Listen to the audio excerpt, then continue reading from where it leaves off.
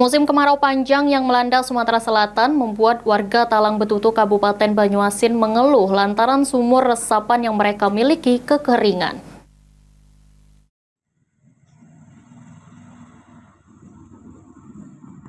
Puncak musim kemarau yang telah terjadi sejak Juli lalu membuat para warga di Jalan Talang Betutu, Kabupaten Banyuasin mengeluh lantaran sumur resapan yang mereka miliki mengalami kekeringan, sehingga membuat para warga kesulitan untuk mendapatkan air bersih. Deden, salah satu warga, mengatakan sudah beberapa hari yang lalu telah mengalami kekeringan dikarenakan musim kemarau. Para warga harus lebih menghemat dalam menggunakan air bersih untuk mencukupi kehidupan sehari-hari. Kami ini agak kekurangan banyak kak sekarang ini karena faktornya ini beberapa hari ini kita kan kemarau kak. Jadi itulah sumur kami ini kering kalau rata-rata kami juga di sini ini beli banyu kalau kak. Ada yang beli banyu gerobakan, ada yang mobilan dia kak.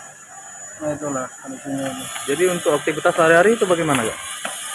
Aktivitas sehari-hari masih lancar kak. Cuma untuk masalah air ini kan karena sedikit nih ya dikurangi lah mandi-mandi atau nyuci piring, nyuci baju ini kan.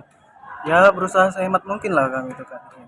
Hal senada diungkapkan warga lainnya, Dewi Asmara, telah mengalami kekeringan air sejak musim kemarau, dan untuk memenuhi kebutuhan air sehari-hari warga harus menghemat penggunaan air untuk melakukan aktivitas, serta diharapkan kepada pemerintah untuk memberikan bantuan berupa air bersih kepada warga. Di musim kemarau ini kami mengalami kekeringan air. Sumur di belakang rumah kami sudah kering. PAM jarang hidup. Hingga kami ngambil air dari sumur yang jauh. Harapan kami pemerintah memperhatikan rakyatnya, apalagi di musim kemarau ini. Ridho Ilahi, PAL TV.